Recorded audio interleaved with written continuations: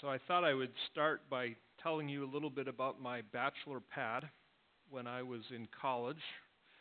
The year before I got married, I shared a house. I think there were 4 of us in this house on 32nd Street in southeast Grand Rapids. I didn't have a bed, and I knew I would be getting married, so I didn't want to invest in a bed, so I slept on couch cushions on the floor that had some blankets thrown on top of them, and dinner time was always a really casual affair. It's not like, once you get married, you have a family, you might eat a little better, but back then it was like ramen noodles and, those little pouches of rice that you can cook in the microwave, and it was just kind of eat in front of the TV, and, before you're married, you get used to coming and going whenever you want, right? You don't really have to check in with anyone. You could stay out really late if you want to, or you could change plans last minute if you want to, and no one really cares that much. Well, once you get married, of course, that you can't keep doing that. You have to check in. If you're going to be late, you really owe it to your husband or your wife to give them a call and tell them that plans have changed and you're going to be late. And you certainly don't eat ramen noodles and little pouches of microwave rice every night for dinner. You really don't sleep on couch cushions thrown on the floor in the basement. You have to clean up after yourself. All those things change once you get married. And because marriage is one of these moments that really dramatically changes everything about how you live. Marriage is one of these pivotal moments where you go kind of from the before and the after, right? And if you're a married person, you know what that's like.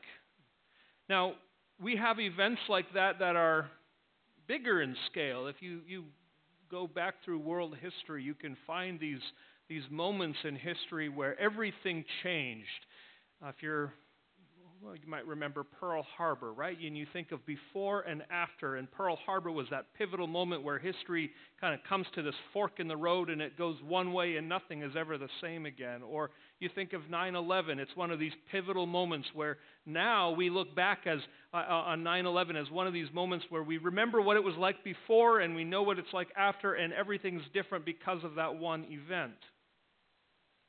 Now, the Bible makes the claim that the resurrection of Jesus is an event like that. It's one of these occasions, one of these events where everything is different afterwards. In fact, the Bible makes the claim that not only is that true for a sort of a brief generation, but it's true for all of history. The Bible makes the claim that the life, death, and resurrection of Jesus are the central pivot point in all of history. Everything is different after the resurrection. We heard earlier this morning from the words of the Apostle Paul, who says that actually, without the resurrection, life is really meaningless. Without the resurrection, life has no purpose. Now, I realize that you might be sitting here thinking that's a pretty bold claim to make, and it is.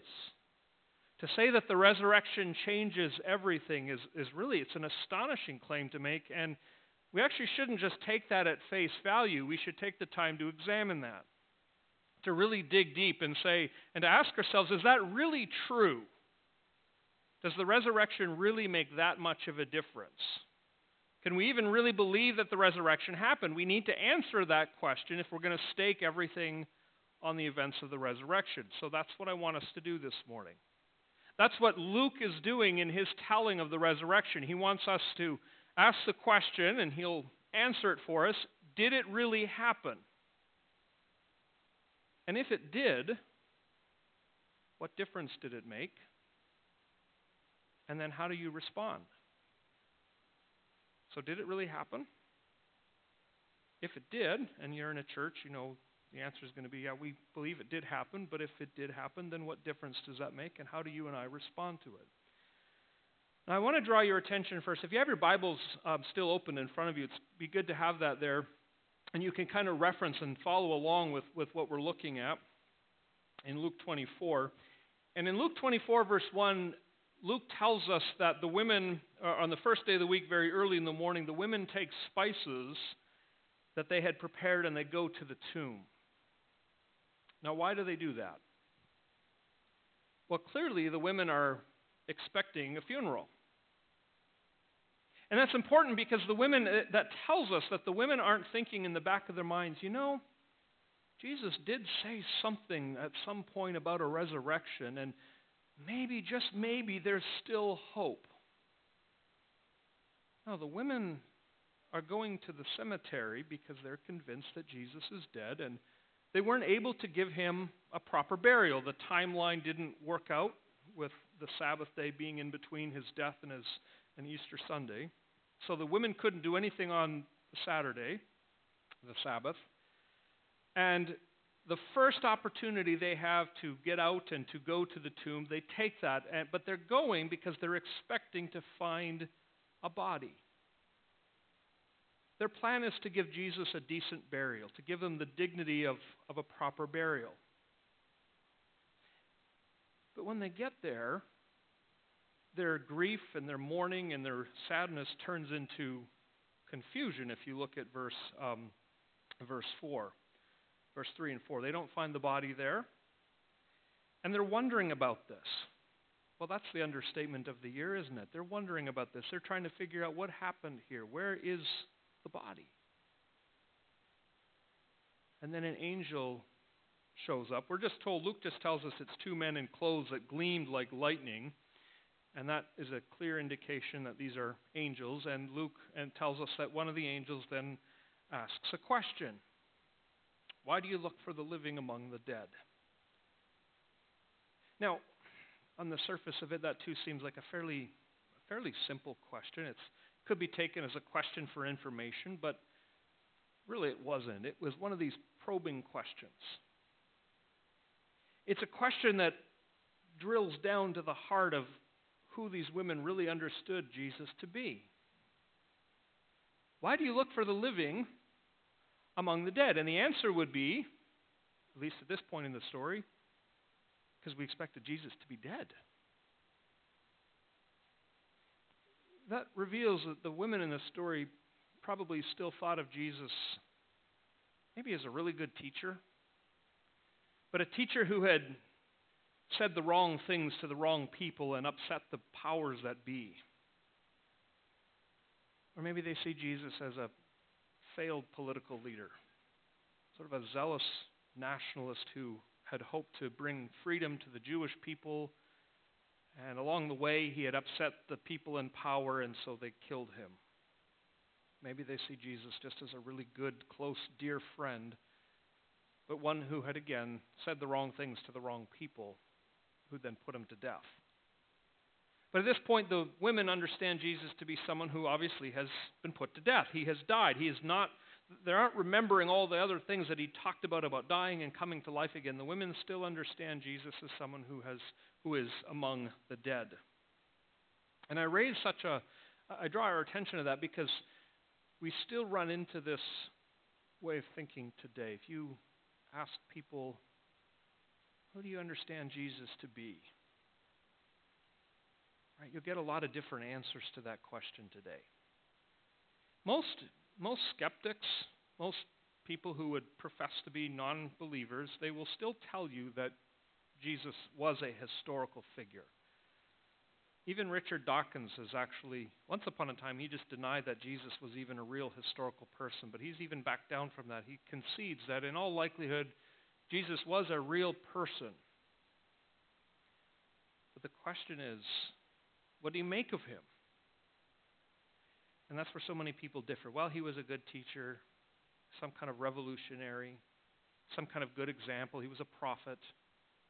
There are a lot of examples, but all of them, in effect, what they're doing is they're lumping the living in with the dead. They're assuming that Jesus is just like all those other prophets and teachers and examples.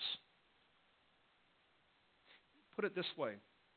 You go down through human history, and you'll find a lot of religious leaders who have come and gone. Joseph Smith, right, prophet of Mormonism, the prophet Muhammad. You can talk about the Buddha. You can talk about a lot of other figures who've come and gone, but every one of them has died, and no religion that I'm aware of claims that their leader has come back to life again. No major religion makes the claim, like Islam does not claim that Muhammad is alive somewhere. Right? Mormonism doesn't claim that Joseph Smith is alive somewhere. Christianity stands alone. It's unique. Christianity makes the claim that Jesus actually was killed, but he came back to life again. Christianity makes the claim that Jesus is different. And that's where we need to drill down and we need to examine that claim, because it is, and it's an astonishing claim. Can you believe it? One of the things Luke wants to do is he wants to show us why it makes sense to believe that Jesus did come back to life.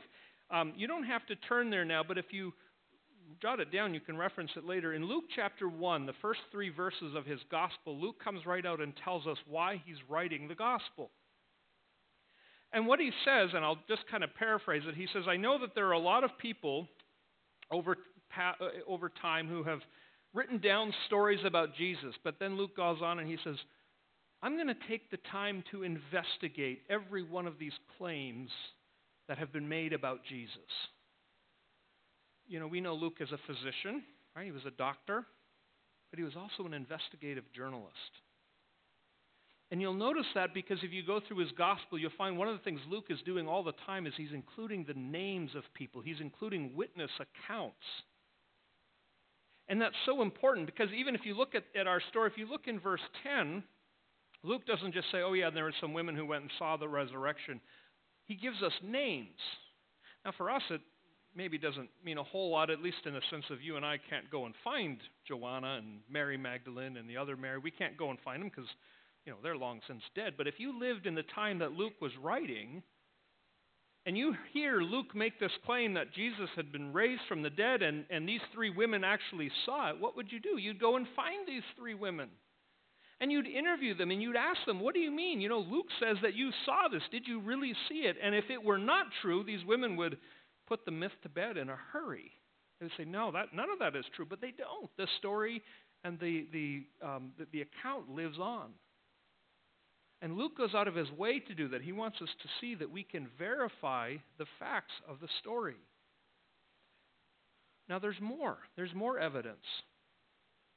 Sometimes people say, the story of the resurrection was a story that the disciples invented. And they invented it because, they were devoted to this Jesus, and this Jesus died a very humiliating and a very public death, and now the disciples all kind of have egg on their face, and they need to do something to save their reputation, so they just come up with this resurrection story. They invent it to save face. Right? The resurrection is a myth that accounts for a leader who made all these promises, and then none of them ever came to pass. But I want to show you a couple of things in this story that would prove that, I think, or at least give strong evidence that that's not the case. The first is this. In the first 5 or 6 verses, who's the first eyewitness? Who are the first eyewitnesses of the resurrection? Well, it's a group of women. Now, why does that matter?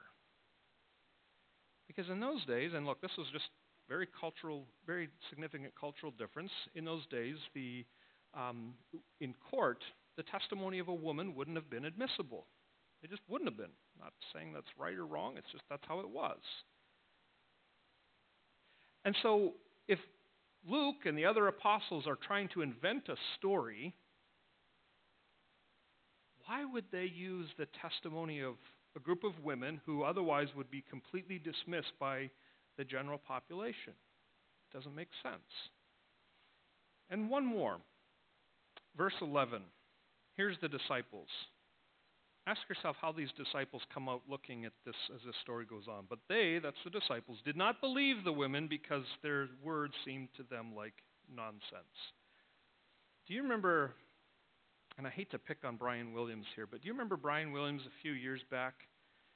He was the NBC journalist, and he tells the story, and he tells it as if it was a first-hand account. He was in a helicopter, and the helicopter got shot down, and there he was surviving, and there was gunfire. It was a really dramatic story. The only problem was that as time went by, people started to speak up and say, that didn't happen. I was there, and it didn't happen like that. And depending on how you understand it, Brian Williams either misremembered the story or he intentionally exaggerated. That's not really the point. The point is, in his telling, the story was really dramatic. And he comes out of that story looking pretty good, pretty brave, pretty courageous, when in actuality, the reality was that he was way behind the big helicopter crash, and the real account wasn't all that exciting. But when he tells it in such a way to make himself look a little more courageous and brave. And we all do that to an extent. I mean, if you're telling a story to someone, haven't you done that where you just make yourself look a little funnier, a little more clever, or a little braver, a little stronger, a little smarter than you really are? Sure we do. Have you ever told a story that makes yourself look worse? Have you ever told a story to other people that makes you look just a little dumber than you really were? Come on. No, you haven't. We don't do that because we do it the other way. We make ourselves look better. Now ask yourself this question, because it's true in all the four Gospels. As the Gospel writers recount how people respond to the resurrection, the disciples always come off looking terrible. They're betraying Jesus, they're denying him, they're running away from him, they're not believing him. The disciples look so poor, and the question is, why would they invent a story that makes them look so foolish? Now, we could go on. I mean, there have been books that have been written that build the case, but I just want to draw our attention to what Luke tells us this morning to answer that question, did it happen? If you take Luke at face value, the answer is yes. But even that is not Luke's main point. Luke's main point isn't just to give historical and verifiable evidence that it really happened. He wants us to ask a bigger question. He wants you and I to ask a more significant, a more potentially life-changing question, and that is the question, so what? What difference does it make? Look with me, verses 6 through 8. The angels continue. Why do you look for the living among the dead? He's not here. He has risen. But first, remember how he told you while he was still with you in Galilee, the Son of Man must be delivered into the hands of sinful men, be crucified, and on the third day be raised again. Of all the four Gospels, this is the only one of them where the angel gives that little summary of what Jesus had to do. Right? Verse 6 and 7 are unique to Luke's Gospel. So that means that Luke wants to draw our attention to it. Remember, Jesus said he had to suffer, he had to be put to death, he had to be raised to life again. What the angel is really doing is he's giving this really a new lens to these women. A new way of looking at the events or the person and the work of Jesus. The angel is really saying, you need to look at his ministry through the lens of the resurrection. All of his life was leading up to this event. It's a little bit like, have you ever watched a movie? The one that comes to my mind is a movie like Inception, but maybe like The Matrix, if you've seen those movies. The first time through, it's so confusing. And you're trying to figure out what is going on, and then something happens at the end, and it's like an aha moment, like, oh, it all makes sense. And then what do? You have to go back and rewatch the movie, because now you have the sort of the aha moment that makes clear the whole movie. And what the angel's really saying is the resurrection is that aha moment that now makes clear everything else Jesus came to teach and to do. In other words, the angel's saying you have to look at Jesus through the lens of the resurrection. His resurrection, his suffering, death, and resurrection are that aha moment. Now, what does it mean? Well, Jesus had to suffer. He had to be put to death. He had to rise again. Why? Because Jesus' purpose wasn't to be just a good teacher, just a good example, just another prophet. Jesus' purpose was to stand in your place and in mine. His purpose was to take my guilt and yours upon himself. Jesus' purpose was to take your place and my place on that cross where the anger of God against our sin was poured out. Jesus didn't just come to teach or to be an example. He came to take our sin and our guilt away. Jesus came to overpower death itself so that death will not speak the last word. Jesus had to come to life again to overpower and to destroy the grip of death. His whole purpose in coming was to conquer the grave. Is that a message that our world needs to hear today? Is that a message we need this morning? I already mentioned what happened in Sri Lanka, where over 200 believers are killed as they gather and worship. The shadow of death still hangs over creation. We experience the effects of it in so many other ways, whether it's dementia, whether it's cancer, whether it's famine, whether it's war, whether it's disease. We live in a world that is under that shadow of death, and it sometimes casts a very long shadow. But Jesus came to destroy the power of death. His whole mission was about releasing this world from the grip of sin. And it wasn't something that God came up with on the fly. It wasn't something that God came up with and said, well, plan A didn't work, so I'll try to make the best of a bad situation.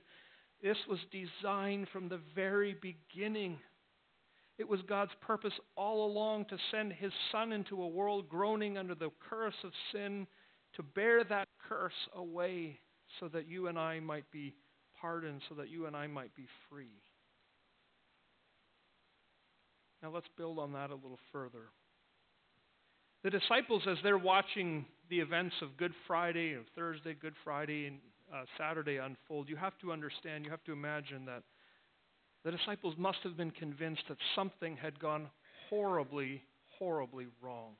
The disciples must have been convinced that Jesus' plan, however noble it may have been, it could not have possibly included the idea of a cross. It could not have possibly included the idea of suffering and pain. It could not have possibly included the idea of this gross injustice. Because what kind of a God would suffer like that? What kind of a Messiah would be going to a cross? The disciples figured that all hope was lost. And now the angels come along and say, no. Jesus had to do this. This was all about God's plan from the very beginning. God wins by losing. He triumphs through defeat. He wins the victory by going down to what looks like defeat. God's way of conquering sin and death is through suffering. It's through humiliation. It's through weakness. None of the things that we usually associate with victory. But the angel says, that is how God works. Now, why do you need to know this? Why do we need to hear this today? Because some of us are in a place, maybe today, if not today, at some point we will be. We're in a place where we do suffer. We're in a place where maybe it seems like all hope is lost. Maybe you experience some form of injustice. You aren't treated well. Maybe your hopes and your plans for the future all fall apart for one reason or the other. And when that happens, what do? One of the things you do is you say, why? And you might even conclude God can't be working in the middle of this. But here's what the resurrection means. If God doesn't just sort of bring good things out of a bad situation, but if God designs victory over sin and death through suffering and weakness, then that means that we at least have reason to trust that no matter how bad our circumstances may be, no matter how fallen or broken or messed up they may be, God can and does accomplish His purposes through weakness, through suffering, through pain, through grief, through loss. The greatest injustice ever was when the perfectly righteous Son of God was put on trial and condemned to death, the most shameful possible method of execution. The most intense suffering ever was when Jesus Himself experienced that separation from God on the cross. And yet that was God's design, because God brings his purposes out of weakness. So can you believe it? Yeah, Luke shows us that there's ample reason why it makes sense to believe in the resurrection. What does it mean? That Jesus had to come into this world to accomplish his purpose and his plan by destroying the power of sin and death and by removing from us the guilt of sin. What is our response? You notice as you go through Luke's gospel that Luke pays attention to the responses of the different individuals. Sort of notes their emotional and their intellectual reactions, right? You start off with grief. They're going to the cemetery because they're grieving the loss of someone. They want to give a proper burial. Then they're perplexed. This doesn't make any sense. Then you get a little further. If you jump down to, then they're fearful, right? The angel shows up, and who wouldn't be fearful? You see these men in glistening white. Who wouldn't be afraid of this? And then you go a little further. Now you meet the disciples there in verse 11, and Luke is really direct about this. They didn't believe it. They just thought it was a bunch of idle nonsense.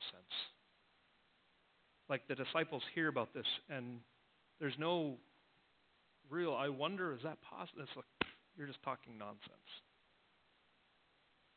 All of these reactions sort of are rooted back in unbelief. They don't believe that it's possible that Jesus did what he said he was going to do. They don't believe it's possible that someone comes back from the dead. Now, if you look with me, so that's unbelief, but if you look with me a little closer, verse 9, the women come back from the tomb and they told all these things to the 11 and to all the others. You get the sense by this point, the women have changed. They aren't unbelieving anymore. They're actually telling what has happened.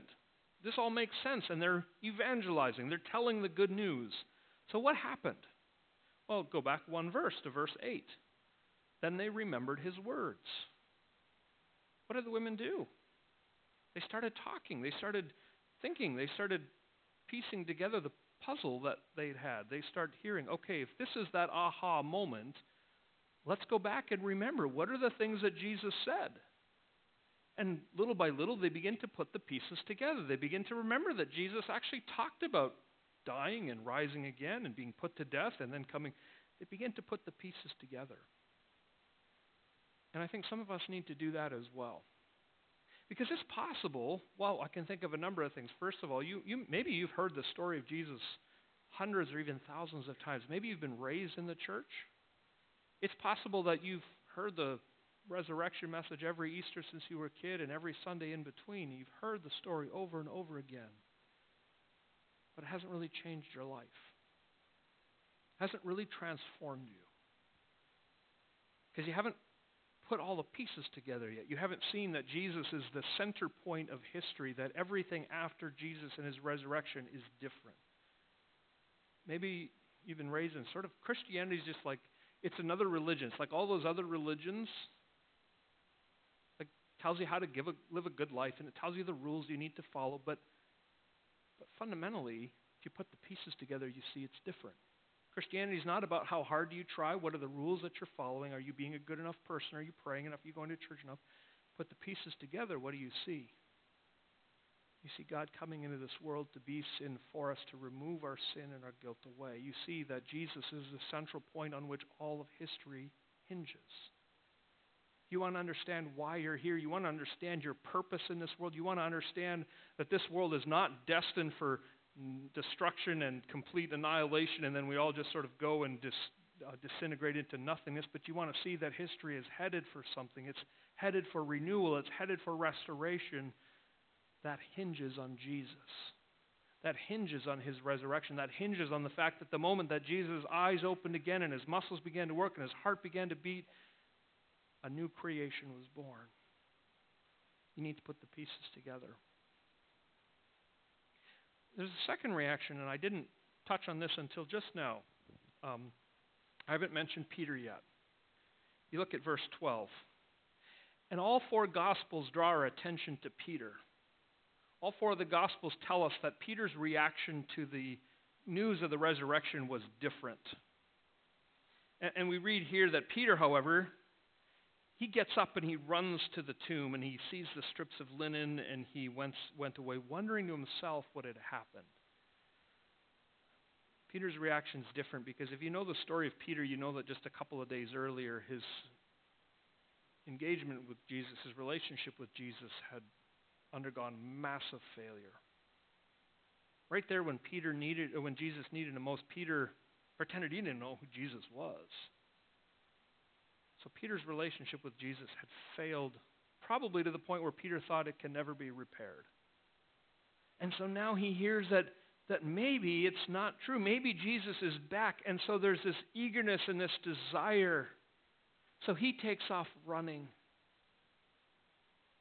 Peter is a person in search of forgiveness and reconciliation. And I suspect that's maybe where some of us are this morning as well, because, you carry some guilt, you carry a sense of mistakes that you've made this week or 20 years ago. And maybe you've always just carried that guilt with you. Maybe you're the sort of person that you just try to get through life and you try to downplay it, you try to just pretend it's not so bad, but it's always there. Peter's response reminds us that because of the resurrection, forgiveness is possible. No matter what you've done, no matter how bad it may have been, the Bible's full of stories of people who are the worst of sinners, murderers, adulterers, violent criminals. And because of the resurrection, forgiveness is possible. Because God takes away the curse and the penalty of our sin, and he makes us into new people. We share in the resurrection. You put your faith in Jesus, you embrace him, you're resurrected as well. See how the resurrection's a pivot point? See how everything's different because of it? Everything changes from here on out. Believe in the good news of the resurrection, and you become a new person. There's hope for your future. It's a pivot point. Everything is different from here on out. Let's pray. Lord Jesus, we thank you